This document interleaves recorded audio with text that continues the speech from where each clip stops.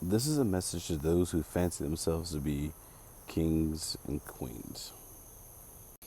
Grab the good old headphone and jack in. Oh, show me now. Show me yes. Do I control these clicks? You're your own person, correct?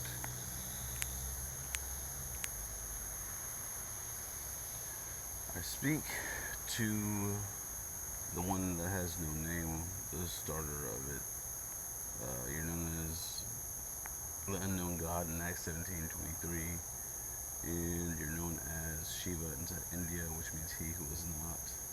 You're known as Amino Minakanushi, or the Great Vibrations in Kanushi.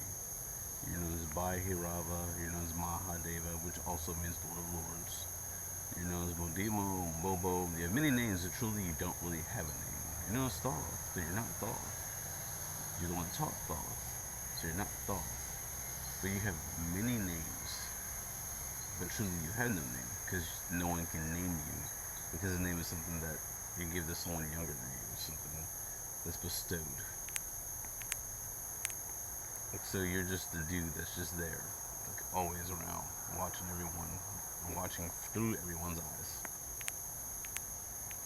No matter what people do, you're within its boundary field. You can't get, they can't get out of your boundary field, can they? Okay, good. A message from, you know, someone that is somewhere.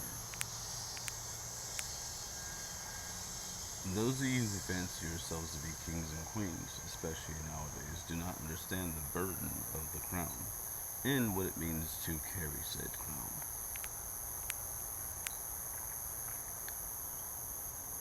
You take on a title because people say, "What's up, king? What's up, queen?" And it's like you're trying to colonize it, and you're telling people the potential they have, and everyone will get there eventually. You'll be a king whether you want to be or not. So it's not something that you should rush to actually go get the title of. You should let people bestow that onto you instead of calling it to other people. It's not bad to be little and to have things to do in order for you to grow up. It's a good thing. And we are happy that you want to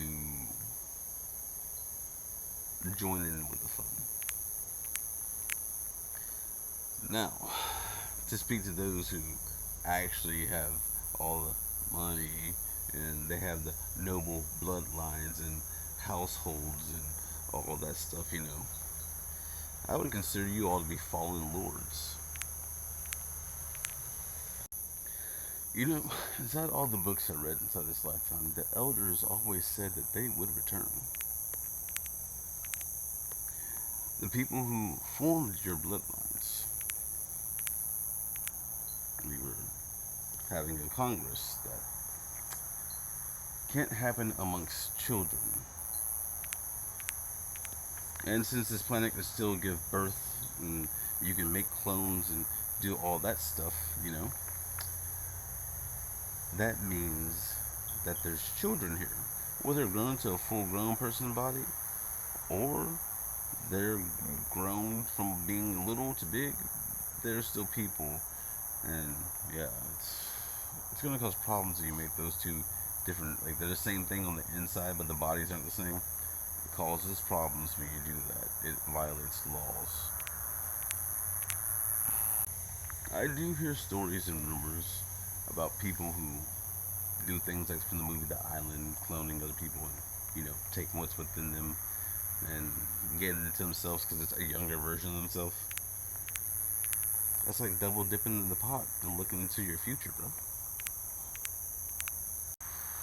Do you know what nations were built upon? It was built upon trade. People traveling far away, encountering all kinds of thugs and bandits. Eventually, the stories all start to add together. You're like, yeah, there's some bandits on the side of the road here, over in China. And then, oh, yeah, there's some bandits on the side of the road here, over in India. Oh, yeah, there's some bandits on the side of the road over there inside England. Oh, there's bandits on the side of the road inside of America. Don't you see? Doesn't matter where it is. Bandits are always there. Bandits come in many different colors. If you were truly of lordly households, then you would be trying to actually teach the people and enlighten the people. You wouldn't be steadily working to enslave them and to make them bow down to you as if you're superior. It's like you've got a problem. You're supposed to have a noble bloodline. You're not understanding what this is you live in. For as much science as you all do, you really don't understand what it is to exist. We as a whole, as past progenitors, are kind of disappointed in you all. And this is not to you common folk. You all have been given only so much, and as children, newer souls, not from noble households, you all are kind of animalistic in sort of a way. But I would never go as far as to make that a derogatory term. It is a part of growing and evolving into being a soul, into being something that can become immortal, into having all your bases covered. So do not take my words as something negative. Is it negative?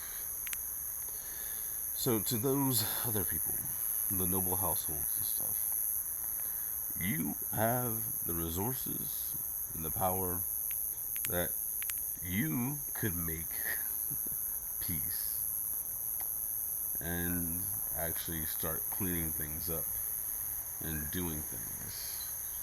Like, you gotta clean the water. You gotta stop spraying the sky. You gotta learn how to clean up the mess you make. You constantly keep on making weapons to go and harm each other, but the inventions that actually would help each other, you shut down.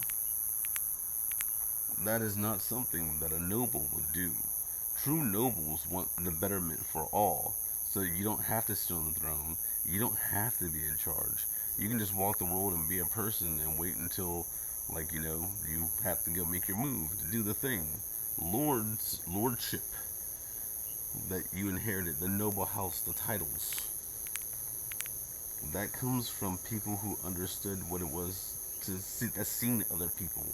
Wasn't trying to get rid of other people. They saw the other people, and the people raised them up so that they were subservient to that person and their bloodline, because that bloodline they thought would never fall. Am I speaking untrue? This is something that happened. If you go and correct your ways, like, it's your teenage years. That happens to everyone in some eternity. The house has a teenage year set, and you were left unattended. If you can actually abide by the stories and the lore and all the stuff you read, like, you can repent for it.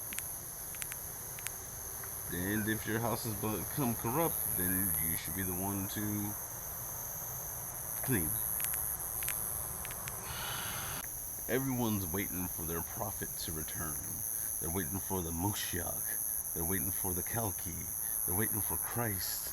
They're waiting for the Mahdi. They're waiting for whoever else inside all the different religions. They're all waiting for someone to return. Doesn't that mean that if someone returns, you should at least clean the house up, and the house of man is this planet Earth? Would it not be prudent to stop harming the land and actually cultivate the land and restore it to its beauty that the parents left it in? As close as you can. O ye children of Adam, you cannot be that blind to the things that need to be done. You just gotta do the things. Clean up, everybody clean up. Sharing is caring, it can be fun. That type of thing. Personally, I don't think that you all are gonna clean up. Do you think they're gonna clean up? Yeah, we're in agreement with that. You're choosing the hard way, and it's never a kind way. But, shit's gonna happen.